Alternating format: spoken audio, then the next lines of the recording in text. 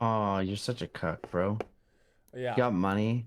Yeah, I Fucking know. Well, hold up. Oh, I've been doing stuff. Also, I just started recording, but that's fine. Unless you want me to stop this and we can talk and then talk about the book. JP is a cuck. Yeah. Great intro. Yeah, it's a good way to start. Yeah, I mean, I printed off the UPS ticket to send it back. I've just been doing stuff Fair enough. like Valheim, and I bought a tree yesterday. What? Yeah, I bought a Christmas tree.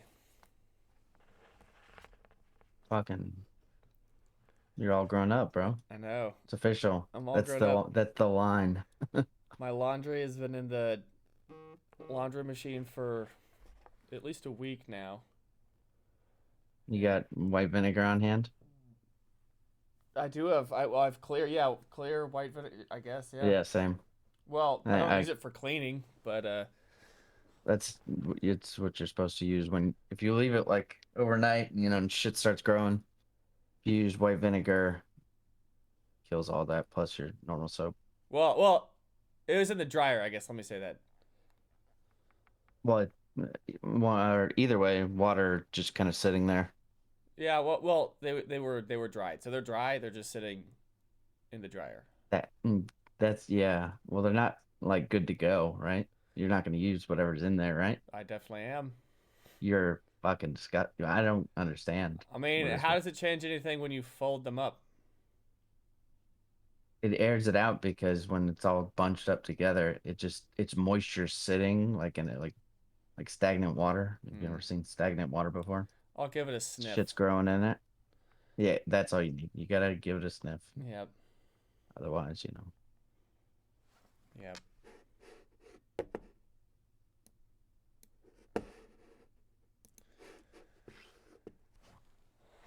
All right. What do you believe in, Sasha? Oh, so many things. Just not the English language. Do you believe in life after love? Whoa, whoa, whoa. Uh-huh. It's magic, you know. I mean, but do you know it? I don't know if I'm thinking of the same song. I don't think this is the same song. No, no, no. We're crossing over the same decade, but different artists with similar.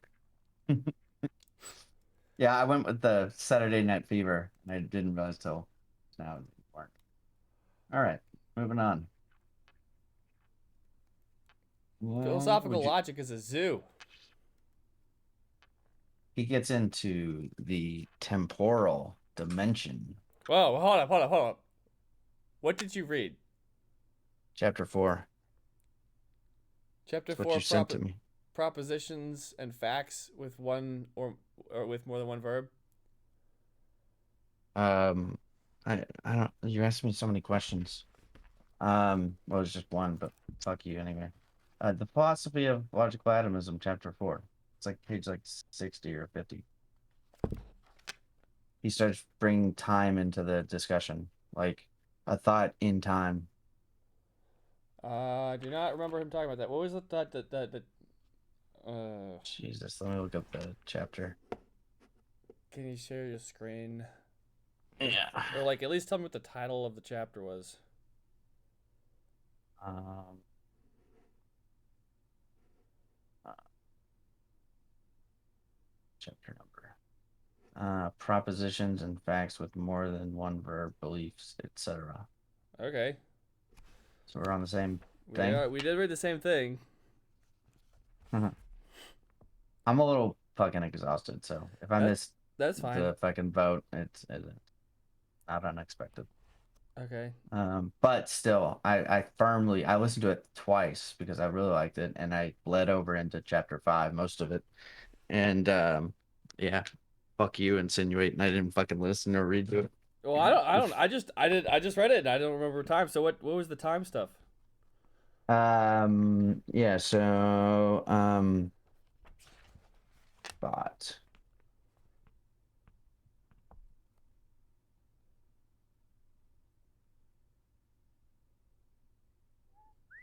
for it here. So he was talking about.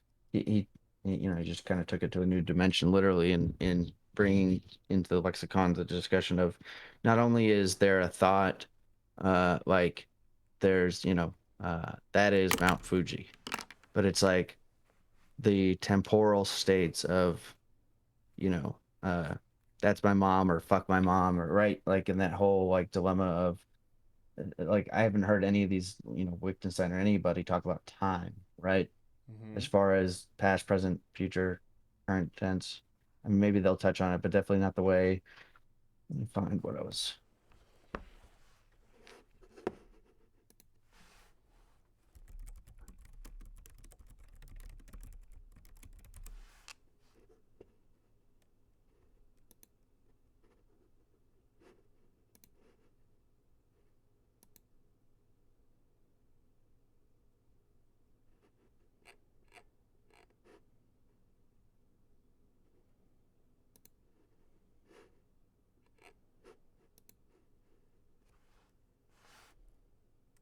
Where's my notes for fucking page numbers.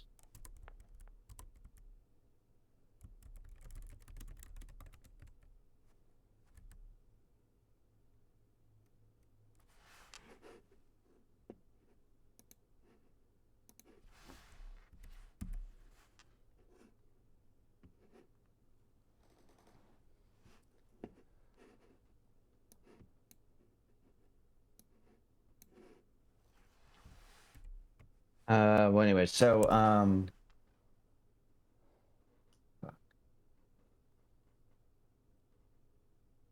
you trying to say that you didn't get any of those vibes? Not about time. It was more about the logical form of belief statements. Hit me with it. Well, so the main thing is that the main drive of the of the chapter is mostly negative, in that it's not actually proposing anything. It's mostly just saying what belief statements are not. Uh, Heretofore, or everybody up to him seems to believe that, well, barring one lane of thinking, sort of, that it's a relation of an object with another object, which is like, I believe it is raining. And so that it is raining is a proposition, and that's an object to some degree or another. Uh, or that it's a type of thing, and then I'm being related to that thing by the believes relation. Um, or in fact, that's not as it, because he does think that belief statements are fact, like the belief propositions do correspond to facts. Facts have only existing constituents. I guess, sort of barring some other weird things like there are no unicorns. Right. Uh, is also a fact. Um, but I think with all language, I think we have to cash out like 1% of just random dog shit, right? Like Arkansas, the way it's pronounced, right? Like there's no rule in the book why Arkansas is pronounced I, not Arkansas, right? I guess so. But we're not But going to write a whole rule book around that state. Sorry, go ahead. well, so um, I mean, I guess the like so the main so the first there's like two versions of it. There's the one where he okay, there's three things he wants to argue against. There's the American pragmatist neutral monism deal. And then there was the kind of I guess what I would say is like a, well, there's two versions of the American pragmatist. Well, what was the other one? Um, so there was like American pragmatist. There's two types of neutral monisms. That was American pragmatist, and then something else, which is just that like I believe in Homer. Um, and then there was then there's the American pragmatist that tried to say that beliefs are actually just two. There if you really take, if as the way Russell analyzes it, they're really just two different facts, which is just a bodily which is a behavior. You have bodily behavior, and then you have states of affairs, or really bodily states of affairs and worldly states of affairs. So that, like, the statement there is a train at 10:25, and then the statement I believe that there's a train at 10:25. Really, what that ends up meaning for the pragmatist is that I'll have a certain behavior at 10:23 or 10:24 in the train station if I am not a certain distance from where the fact of the matter the train is supposed to be. I will be running. So it doesn't actually have to do anything with thoughts. It just has to do with a certain relation between actions and about physical facts about my body and physical facts about the world, and there's a certain relation to that. So he definitely argues against that. Yeah, I think you're hitting on kind of what I was picking up on is um, and even if that was just an analogy, is the idea of it's like a if when, right? Mm-hmm. In code, right? Um, this statement is true if when, right? I will step onto the plane if when it arrives, right? Mm-hmm. Until then, I'm not going to jump in front of it, right? That would be crazy, right? But to do those actions in any other place and time would be weird, right? Mm-hmm. Um, Stepping towards train tracks. Um, But and there's another one where you have the one he really wants to hark against is the trying to think of beliefs as a relation between two things, as in like a relation between me and a proposition, or the other one which I think he means to be talking about Hegelians. I mean, I guess here is where, but I believe in a thing, or like I believe in God, or I believe in unicorns, or I it believe goes in back to Santa private Claus. language, right? Without a reference. Yeah, yeah, yeah. And Is that's the original even, yeah. Oh, does oh, it, yeah.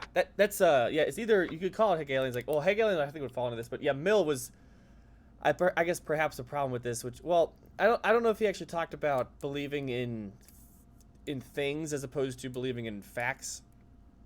But yeah, like it's hard to say like it's hard to talk about a fact being that I believe in Santa Claus and saying that there is a corresponding fact which relates me and Santa Claus by means of believing, but that there is actually no Santa Claus. So now I'm really being related to nothing. And how does that differ from saying that I believe in the spaghetti monster in the sky? Um, so he doesn't think that that really captures that very well. And then he also wants to kind of go against saying that it's a relation between a believer and a proposition in the normal sense of the term. Uh, and the really interesting thing about that was he had his like whatever Othello believes that what's his name Bastello loves Cassio or something like that. Which is the problem is if you try to think that it's a relation between Othello and the fact that whoever the fucker name is Basilio and what was their name? we'll call her B and Oh, L, Desdemona. Desdemona B loves and D. Cassio. So if it is a relation between a person and a proposition, then that proposition is the same as the proposition normally speaking that Desdemona loves Cassio, it doesn't make any sense when in fact Desdemona doesn't love Cassio. Um, in the normal proposition, you try to be saying, oh, there is a relation between two existing things, which is Desdemona and Cassio, and that Desdemona loves Cassio. What he started getting out is that the verb loves in the proposition Desdemona loves Cassio in the entire proposition that Othello believes that Desdemona loves Cassio is not actually acting as a relation. It's doing something else. It's not. It is acting. Well, it's acting as a verb, but it's not relating Desdemona and Cassio because the two things Desdemona and Cassio don't actually fall into that relation, which is Casio is in the brand of cellos and violins, and the primary being a person. I assume the primary noun, oh, I and think then Cassio is another character in some oh Shakespeare play. fuck, oh, okay. But I it thought you doesn't were really talking about, matter. It could be a type of yeah. Like you could say yeah, it's Desdemona another loves noun. fucking Yeah, cellos. yeah. Um, He fucks his cello. yeah, when they don't like cellos. Um, yeah. So So I found it here a little bit. Kind of what I was. Um, yeah. it's in both the SEP talk, kind of summarizing, and kind of like towards like one or two with the status of P. I believe P, right? Talking about the belief in facts. Uh huh. Today is Wednesday, when in fact it is Tuesday. I cannot believe they go about the real world. He kind of rambling here, but um, that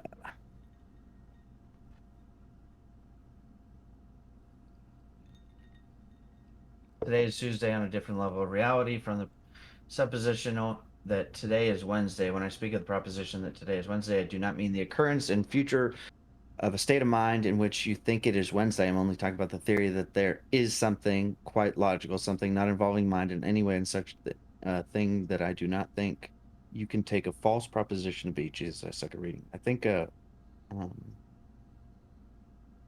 Yeah, I know what you're talking about, and it does involve time. You're right. it's and it's something that I don't think up and I would bet my next paycheck that no author on philosophy of language is discussed or like in any real way. They may have had it in an offshoot example, but didn't, I don't think, layer to the degree of time and talk about content or context sensitivity. Well, yeah, because a lot of people want to.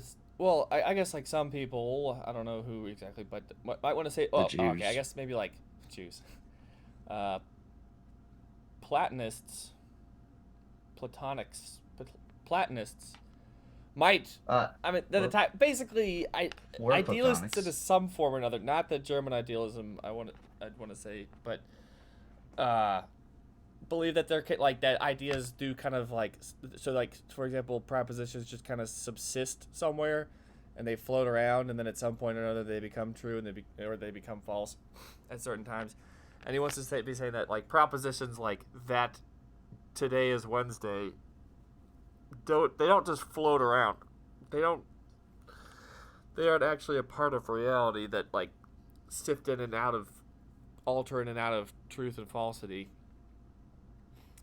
um What do they do instead of, are they're just, I would assume since he's talking from a realist standpoint, he's probably going to say that, it doesn't matter where they go, or that's irrelevant, that it's just their words used in language and we utilize them when necessary, something yeah. to that effect. Yeah, exactly. Yeah, they don't like they're not real. Yeah. Well, real in the sense he had his loose I don't know if you want to call it a definition, but kind of his a description of his idea of reality, which is uh, reality is just everything you would have to mention in a complete description of the world, and specifically false propositions. He doesn't think you would have to involve them in a complete description of the world, which in fact Yeah, is you nailed it pretty good. When I talk about reality, I can explain best what I mean by saying I mean everything you would have to mention in a complete description of the world that will convey to you what I mean.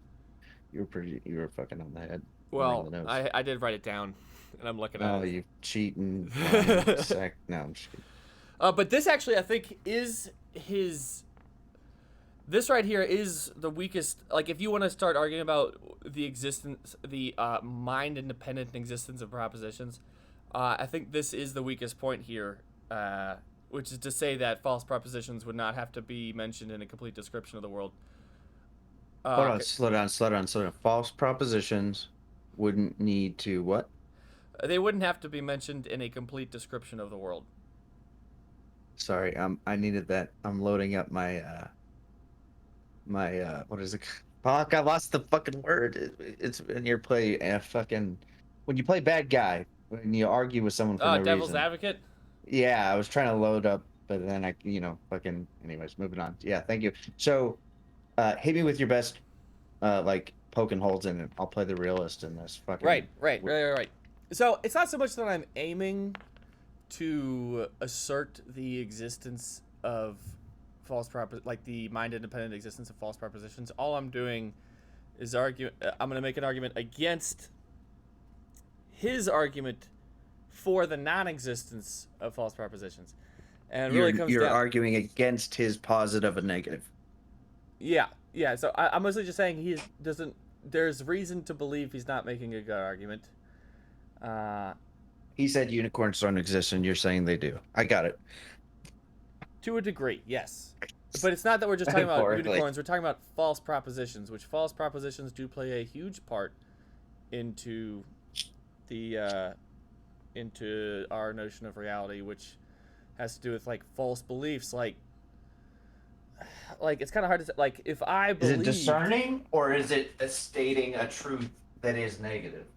well, at the very least, it can account for some the reality of false propositions can account for a lot of human problems. At least it doesn't really fucking matter until you get to humans.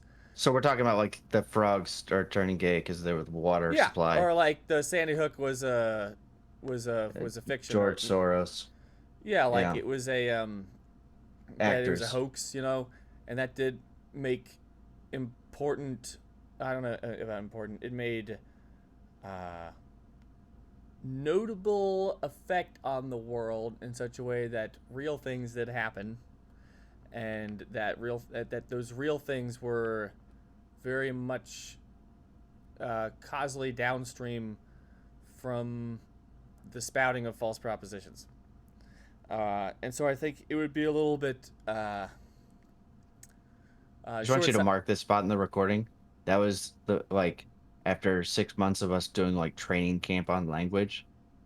That was beautiful. Like you just like you were like walking by. Nope, there's a minefield over there. Oh, I missed a mine there. Like you were just stepping over all the potential pitfalls of words you could use that would just fuck up whatever you just were saying. And because every word is so loaded in this Mm-hmm. conversation Yeah. or recursive almost.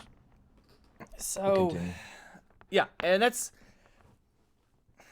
I mean, yeah. I guess, and well, okay. So yes, I guess I do want to say that. Now you could talk about reality separate from humans, and then yeah, sure, then that doesn't really matter about false propositions. But I do think they do make a play. I mean, I guess now I'm going to respond to my own thing, which is it's not so much false propositions that matter; it's false beliefs is the problem that really end up having, because beliefs are facts, and it's arguable that facts cause facts, but or whether facts can be related to stuff. But it doesn't so much matter that there is some false proposition floating out there. It's that there was it was or is or will be a person who believes or says the false proposition, and then that ends up causing things. But I guess the problem Do is you that then believe knowledge requires like confidence or some sort of uh reference? Like how would we judge knowledge or put it I don't know how to well, word it. so the knowing piece. So the knowing piece is like I know that blah blah blah blah blah. So Let me so I'm not trapping you and this is actually tying back to something. So in that professor we watched who argued with that dumb fuck over water, right? Later in that conversation, or I think in that conversation, he says Destiny posits that, well, no, knowledge is something that requires strong belief, and he uses a word that's very important, but I'm missing it. And he said the professor says, well, uh, you know your car, where your car's at, right? And he goes, yeah, it's parked outside. Okay. Well, what if I told you it wasn't, or whatever, or something to that effect. Like anything where knowledge is very tenuous at best, and it's a tough thing to uh, instantiate or no judge.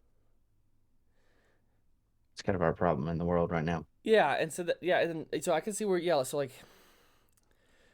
I mean, it's interesting to say that you. Okay, so yeah, the case of knowledge is actually very interesting because he didn't bring it up at all, and I think he did that because he knew it would open up a huge can of worms. But he did kind of start talking about the type of conversation you could talk about knowledge in, Well, we're which I talking about facts, and facts require some sort of validation or no, they uh, don't. Propositions do. um, Facts are just propositions, not facts. yeah, Right. facts That's right. facts are That's just right. facts are just there.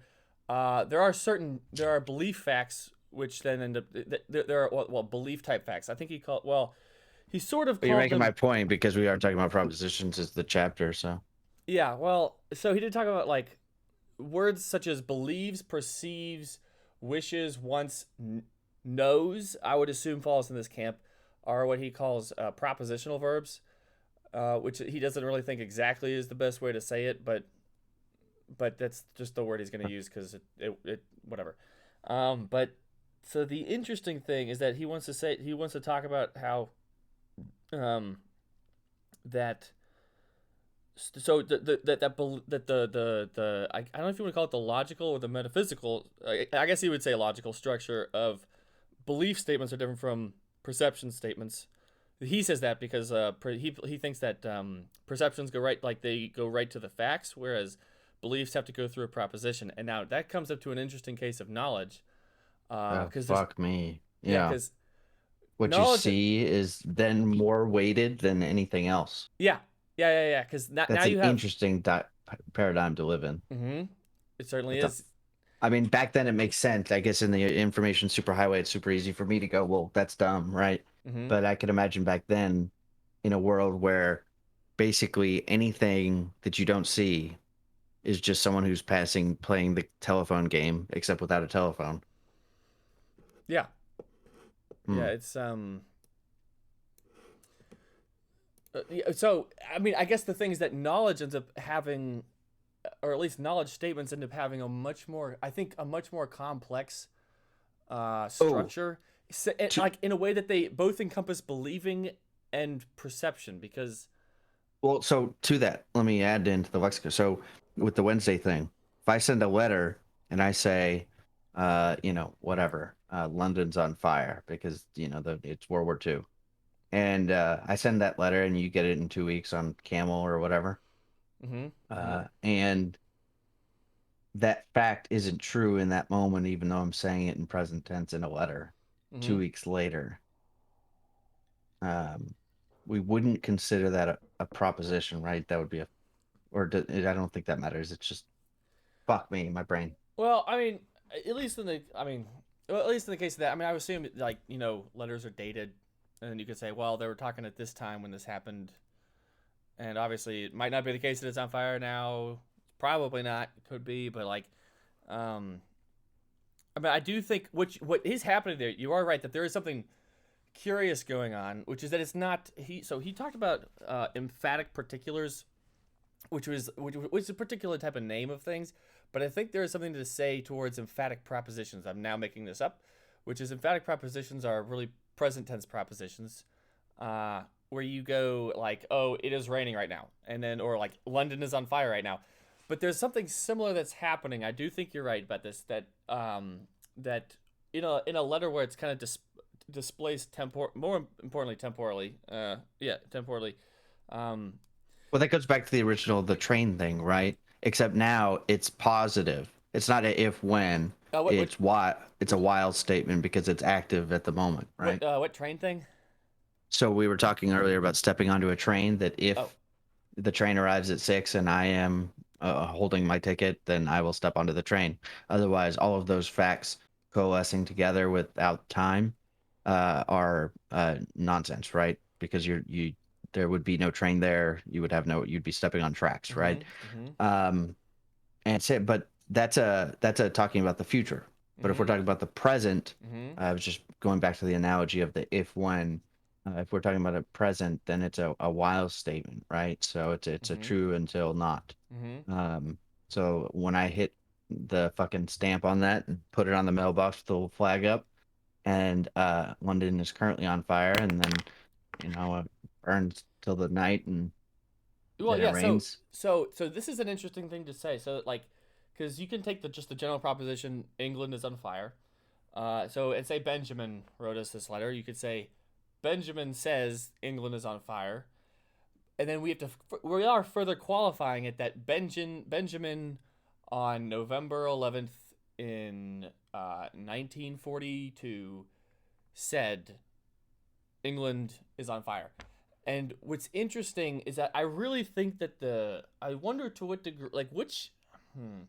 So the problem is okay. The problem that I don't think we can have. I don't think I can even really make up an answer to this about what Russell would say is that he hasn't actually really provided a whole lot on what he actually thinks belief statements Yeah, or he hasn't given his posit. yeah, he just He, it's most have been negative. It's been slightly he's described somewhat about what his answer is going to be, but it has nothing really to do with that. And I'm wondering to what like the problem is I'm falling into the paradigm that he's trying to argue against, which is that it's a relation between a person and a proposition. But the time aspect where if I'm just gonna do it anyway. Because uh, he did say that the belief has to go through the proposition or whatever. So the proposition is that is England is on fire. And the easy thing is to say that really the proposition is that England is on fire on November 11th, 1942. but it's fun to not say that. It's fun to say that, like, That goes Benjamin. all the way back to the Harry Potter, right? Is Mm-hmm, that when we're talking about Harry Potter technically doesn't exist. It's a shorthand for the character in the book by J.K. Rowling called Harry Potter. mm-hmm, Is Hermione, whatever, mm-hmm, right? But mm-hmm, we cash it out by saying Harry Potter mm-hmm, because it's a dude we've seen on TV and it's shorthand and it's kind of fun to say. mm-hmm, But we mm-hmm. talk about him just like we would a real person like Trump, who's more like a Harry Potter character. Yes, and I Um, think I think a very important yes. Okay, so and I think that has to do with pulling the date aspect of indexing or qualifying the proposition actually comes to the not the facts, not the proposition side, but more the believer side, which is that, well, what the fuck is November 11th, 1942? That's not like where that comes down to, and I think this actually starts breaking up what Russell's gonna have available to him, which is, I guess, I don't want to say conceptual frameworks. Conceptual frameworks are like, okay, well, they're like the newer version of Hegel's existences or whatever, or like forms of existence. Okay, I don't want to go down that. Oof. I Yeah, don't I want was to gonna go. say, hold on. Yeah, I Whoa. don't really want to talk about that. But basically, like, to say that, I mean, okay, I'm going down a rabbit hole that's not gonna that's just gonna dissolve itself because this is not great. But I'm sitting. I want to say that it's really that Benjamin on November 11th, 1942 said that England is on fire. Instead of saying that Benjamin said that on November 11th, 1942, England is on fire. Well, because yes, because so in fact, because really what that does tell you, because there is a very distinct difference between those two propositions. Because Benjamin on November 11th, 1942 said that England is on fire. Kind of We've brought a implies, third party in to this well, scenario. because Benjamin could be either a person living in England in 1942, or he could be a Ouch. historian living in 2022. Uh, Yeah, well from that the way you said it, it's definitely a third party yeah, alien looking down on the scenario, right? yeah. The second one when we It's put the no longer a letter, right? It's someone describing the letter in the future. yes, yes. When we put the time index on the proposition side, it now becomes like an alien or a historian or Well, so whatever. I think what this all boils down to is there is a degree of validation that must occur, right? Okay. We Yep. have, with the propositions, we have to go check, check, check, right? Green light, red light. Is it the 11th? No, it's not. Okay, that's a no, right? Uh huh. Um, there is a level of, but the question is, can propositions stand on their own? Well, two questions. Uh, two propositions, or can is Russell? I'm pretty sure Russell is saying, if I understood you right, that it requires a person. So that means a proposition or propositions couldn't stand on their own without a person, which I don't know if I disagree with. Wait. But Say that again. Say that again, because that's wild. I like where you're going with this. yeah, well, no, you said that it's a proposition and a person, right? That's what just required Uh, for a fact. no. I was saying I was gonna do that, even though Russell says that's not what's going on, because he wants to be. He is very adamant about it not being merely a relation of a person to a proposition. Well, and that goes back to the realism stuff, right? As long as I don't see it in his eyes, right? Or speaking as him, if he doesn't see it, it doesn't happen, and he doesn't even hold it in as high a regard as anything he's ever seen ever. He trusts everything he sees more than anything anyone has ever told him, according to him. Is that a fair statement? Sorry, yeah, I'm distracted by something that you said, and it's which is whether propositions can stand on their own. And Well, yeah, if it's they really require a person or not. Go ahead. Yeah, we'll stick on that. well, eh, well. Okay, I guess what's odd to say is that I don't think actually, like he even says himself, propositions they are nothing. They're nothing. They don't actually come into reality at all. Why should we care that there are negative proposition floating out there? Is that it? Why is it like Well, I guess what I want to get to is that if yeah. there are no propositions on their own, then it doesn't really matter whether they're like. Then it seems that the only propositions are that are around are belief propositions, and therefore there can and okay. Well, I guess the problem is that then you have to get to the are there facts What that are separates a belief proposition from any other proposition? a belief well on the one hand that there's two verbs in it, uh, or at least two verbs. And I think he means to say that all sentences that have more than one verb are some type of belief-like uh, sentence. So, like, I believe that Desdemona loves Cassio because you have the believes and loves are your two verbs there. Where and That's which is so queer. Not in the gay way, like queer isn't just yeah, strange. Like which that's a is strange. which is different from saying something like Othello is sad and Cassio doesn't or does love Desdemona or something like that. Those are Uh, just two facts. Yeah. Whereas which the are just first, yeah, which but the that problem whole is we're using a real big shortcut, which is the word believe to point well, out we're the not using a shortcut. obvious. Those are two different types of statements. Because it tells you something about what's going on in the mind of Othello. Well, I'm saying it's easy to just like if I wanted to disagree with you, mm-hmm. right? It's tough too because you literally use the word believe, right? Which is a verb, literally describing that it's a belief, right? Like you're using it's tautological, right? So if I were to want to say you're wrong, it's really tough because that was circular. Does that make sense? I'm not. What he's saying is circular to, or at least the way you played it out because you said believe, I believe, and then you used another verb in a predicate or whatever. Mm-hmm. Um, you said believe in it, and we're talking about is it a belief? So to say it in the example is tautological. I'm not sure what you're saying. So if we're trying to test out this hypothesis, right, that two verbs or whatever, right, is more believey, Yeah, but then in the example with two verbs, you use the word believe. yeah. Really tough. It's really tough to poke holes. That's not a belief. No. All I'm saying is that like there's two types of No, sentence. I appreciate what you're. I'm not. It's not a.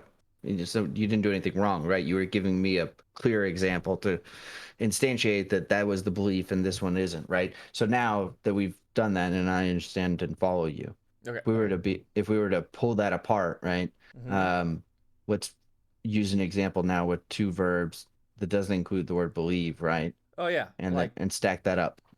oh well yeah. I mean that's the like that's where you get molecular propositions for what he's talking about. So like Oh Jesus! yeah. That's I mean it's not as crazy as it sounds. It's just that like I'm sitting in my chair and it is dark outside. That is one proposition, is one sentence. It has two verbs in it, but really it ends up course like there end up being two facts involved with this. Whereas belief statement, well, I guess that is one thing is that that proposition, even though it has two verbs, corresponds to two different facts. Whereas a belief statement, which is, I believe it is dark outside, or I believe it is dark outside, really only corresponds to one fact, which is a state of believing. Um, and its truth or falsity is really determined not upon whether it's dark or bright outside, but whether I believe that it is dark or bright outside. I Whereas the learned proposition that at had the school. mm-hmm. I learned at school via reading while reading and another verb. I feel like it's I feel like it's tenuous at best, but I follow what he's saying, Okay, and I obviously like you that. did a good job. I But learned at school while reading. Okay. or I could have said it better. No. I That's good. learned at school today. We did reading, and I read the Iliad, right? I That might have learned. been a worse sentence. I don't think I could have pulled out a worse sentence, and that might. No. I like this because really, the point of doing all like, well, not the point. A method in doing in analyzing a particular theory of well, really anything, but right now language, is to come up with instances of the domain, which in our cases are language expressions, and seeing whether the theory can explain it, whether it falls apart with that. And here, the sentence "I learned at school while reading" um, does have that was that was so retarded. well, I learned. Today, I was learning at school. Uh, wait, yeah, I was learning, which is a verb, at school with headphones in, listening to music. Well, Two I mean, verbs. in that I'm case, just being. It's not relevant. Yeah, well, I mean, what you're saying there is you're kind of saying, okay, you're saying that you learned at nonsense. school. Okay, so I think that's a It's random AI generated sentences. Yeah. no. This is not bad. I kind of this is I think more complicated than than I want it to be. Maybe I want it to be more complicated, but I mean, I guess you could say that. I guess the sentence, if you want to be like annoying about it, is that I learned at school today, and I learned at school. Like what? Okay. Wow, reading. Okay, this is the problem. I don't. Okay, whether it's true or not, what does that depend on? The fact that, well, I guess, well, is the word reading? I am reading. Reading is not a verb. It is a behavior. Behaviors can be verbs. I mean, I guess if you, yeah, I mean, yeah, it's not too hard to fix around the grammar. I learned at school while I It's read. yeah, it's awful grammar.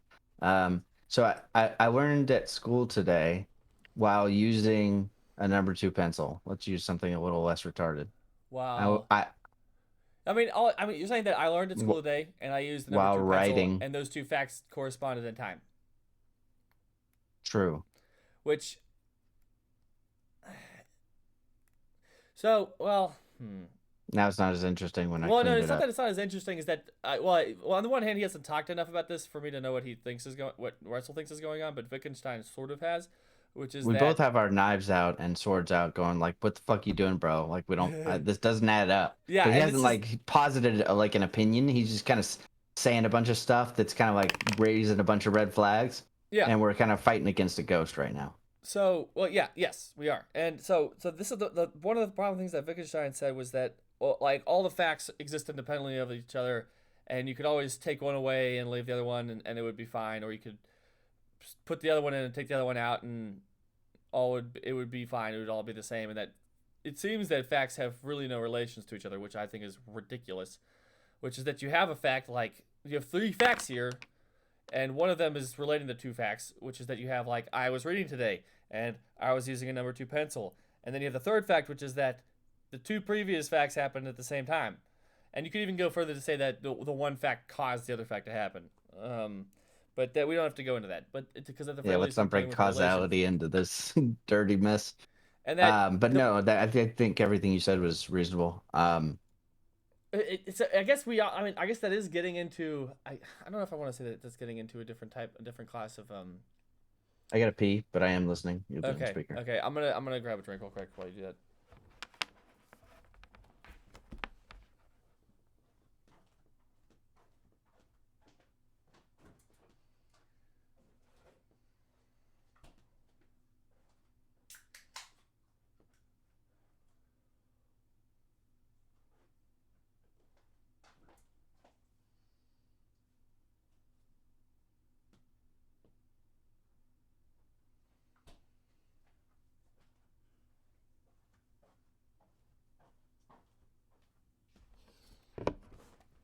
How old does sushi stay okay? Because I have some sushi and I kind of want to eat it, but I think it's 4 days old. 5 probably. It's from Saturday, Sunday, Monday, Tuesday. 4 days. It's 4 days old.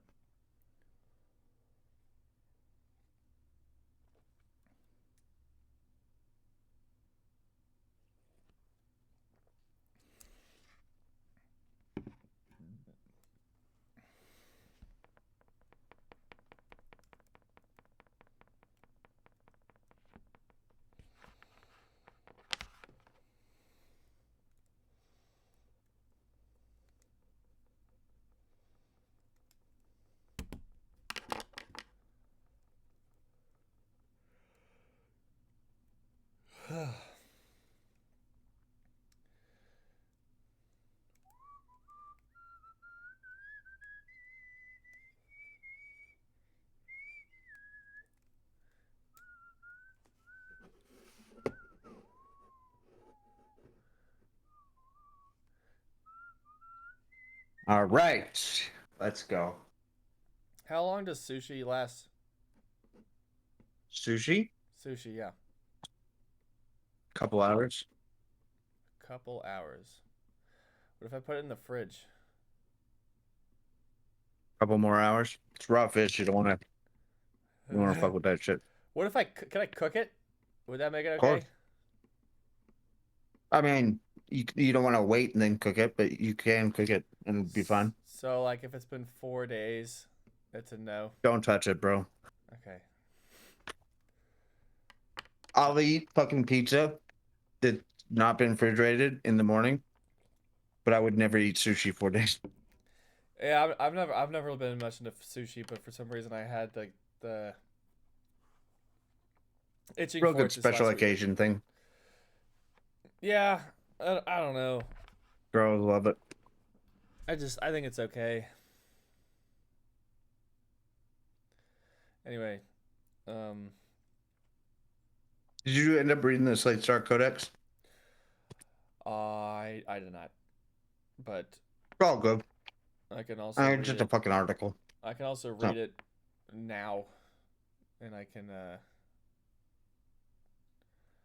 we can close this up, and then I can read that and come back to you. well, so Destiny did a read of it, so we can just fucking listen to it. All right. Well, I'm gonna. You seriously don't have anything else left to say? That we're leaving on a cliffhanger. Well, the no. Okay, because you were starting to talk about other sentences with verbs that where there's two verbs. Trying to poke holes in. Yeah, we're trying to poke holes at it, and that it seems like there are statements where you can say that I ran at the same time as eating a cheeseburger, which does involve two components alone that could be true or false, which is that I ran and I ate a cheeseburger. But the while, which is this temporal thing you're bringing up, does involve putting uh, two facts together, which is very different from saying It positional is, and I'll tell you things. why. So you've ever used like Adobe After Effects? No. So it's very interesting when you do like stabilization, right? You know, you let the computer like stabilize a video, right? There's two options. Well, there's one of two ways, right? Is so you have I should just yeah, if you're looking at my screen here, give me a second. There's a picture. Um Uh, uh, yeah.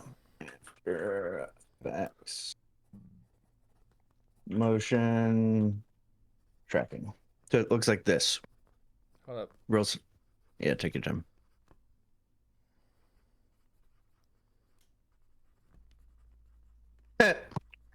Good luck with that one. All right. Uh, Closing that up. All right. Oh, we're going to your screen. All right. Okay. This will be relevant, I promise. So what happens is the inner square is going to take that center point and the hexa color, and it's going to scan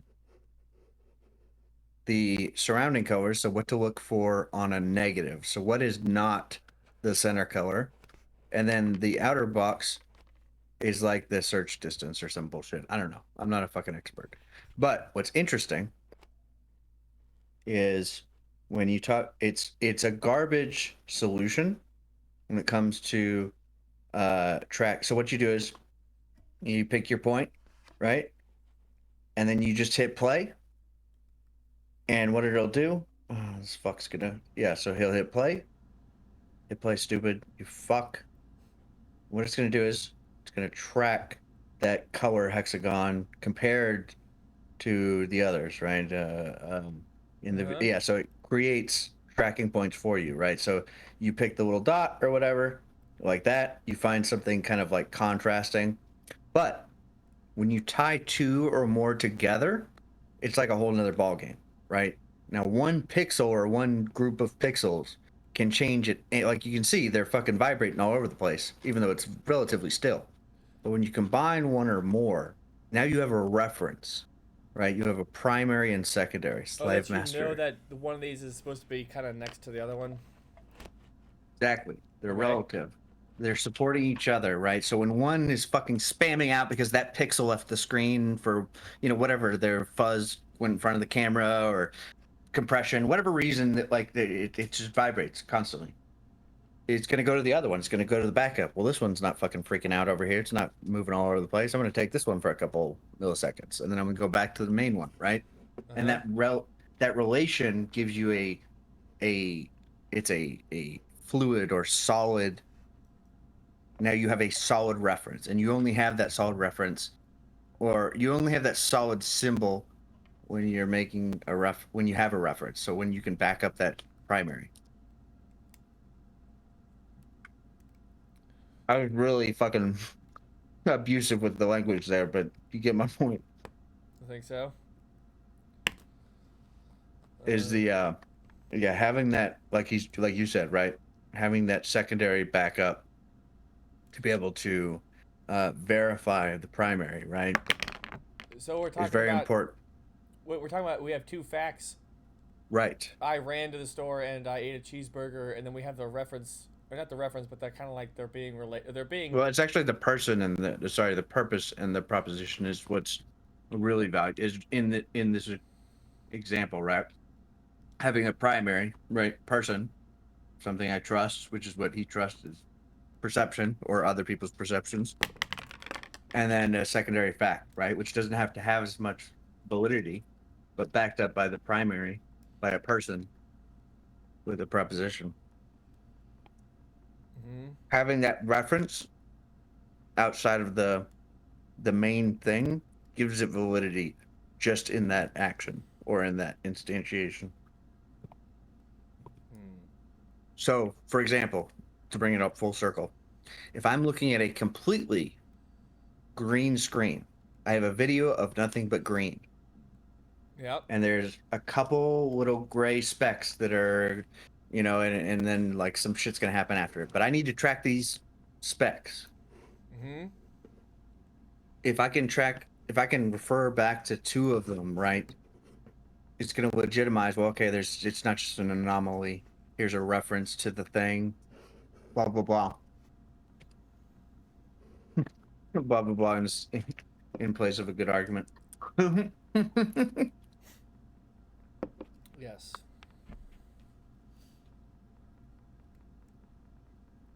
So, are you trying to say that these are kind of like analogous to facts, like the different regions on the picture are analogous to facts?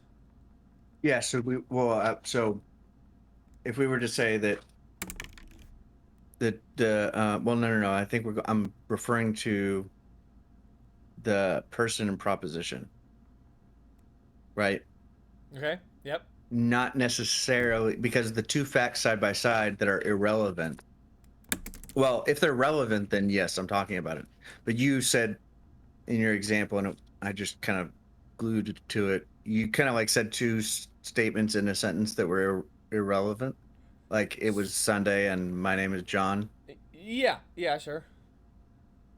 That doesn't do me any good, right? Because I don't have anything to reference, right? It needs a semicolon, not a comma. Okay. I kind of get what you're saying. But if I say I went to school today and my teacher taught me Spanish, right? Uh huh. One proposition is playing off of the other, and Yes. that's how we get to our conclusion. Yes, and this And has I to. So just there's some well, I was looking at different types of logic somewhat recently, and the what is fun to say this. What's relevant to this conversation and what you're talking about is called perhaps maybe there's some other stuff, but relevance logic, which uh, really is more specific to a very tiny bit of logic that we're talking about, but it's somewhat related to what you're talking about. this is Which where prop logic goes to well, die. so it's kind of a it's more finely ground than propositional Ooh, logic. it's on Stanford too. Yeah, so relevance logic tries to talk about ways to make conditional statements, I guess, valid, if you want to talk about that.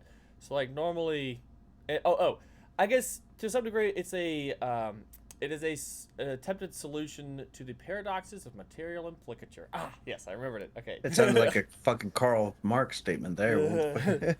Well, material implicature is kind of that does sound ontologically weighted, but it's really just conditional paradoxes, which is to say that an if-then statement can be true anytime the antecedent is false, which then allows you the explosion principle. So it also tries to get rid of the explosion principle. So the explosion principle in logic is that if you can derive a contradiction, you can infer anything. So if during a proof you somehow prove that I am an elephant and I am not an elephant, then you can also imply that Yeah, that's cheeseburgers solve cancer. mhm. Um, We've now reached the level of absurdity. yeah, That's why you can't. People don't understand this, yeah. and I wish there was a better way to put this. But you cannot. It is impossible. You should never have in contradiction in your internal logic or morals. Well, okay. So it's interesting. Well, there is a peculiar use of contradictions, though, which is the proof Well, by, I'm which is not talking proof. about. Yeah, I don't want to. Yeah, Well, sorry. there's just proof by contradiction is a very useful and utilized tool in both philosophy and math, in Yeah, which I would agree. That's the dialectic almost, right? yeah, it is very much yeah, it's so it's where you presume some proposition and then you drive a contradiction and that allows you to deny your assumption. Yeah, Um, and I wouldn't disagree, right? Fuck. I'm just looking at this picture of this is what when I googled uh relevance logic, I got a divergent thinking graph. modes of thinking. Diverge. What? Idea question. This is reminding me of something I thought about with Hume, and I'm trying to. Oh, oh, it was about paranoia and something else, which is that in paranoia, like, oh, aliens are following me, or the government's controlling all my life, is that all facts seem to lead back to the same idea. And there's a certain gravity to some thought that everything leads into it. Oh, Um, yeah, it becomes it's not self-fulfilling because that's cheap. It's so the yeah, it's a good way to put this. well, all I really want to say is that there's this thing in Hume about the transmission of vivacity of thoughts, um, Fucking which what? yeah, the transition of vivacity of I guess I of yeah, well, ideas, I guess, or perceptions, or oh, perceptions, Bots or vots? uh thoughts. So you have so for example, like uh this is in his theory, this explains why people feel more religious zeal inside of a church or near a symbol of their religion, which is that the image, which is and perception and sensations which you experience during inside of a church or near a statue. Little boy. Yeah, yes, Sorry. are very vivacious. They're very strong in their force, Yes, and there. they are very associated with your idea of whatever religious entity you're concerned about or religious thoughts. And so, on the one hand, they do bring up the idea of the religious entities, but even more so, they transfer the vivacity of the perception of the sensational experience to the non sensational idea of the religious entity. Um, so and then on top and at some point, so that's just so you get an idea of about the transmission of vivacity of thoughts. um, or perceptions, I should say. Because for Hume, it's all perceptions are either ideas or sensations, and ideas are obviously in the head. Sensations are a little more physical, um, or they're perceptual. Well, I don't want to say perceptual. They are sensational. They're colors, images. They're persexual. Yes. And so then I thought about at some point I was thinking about like what paranoid because he talked about something else, which was Well, we I. had that conversation a long time ago. Is the only time I can remember about your college years. Oh yeah. Well, speaking of that, we're gonna close this off now. All right. Stop recording. Goodbye.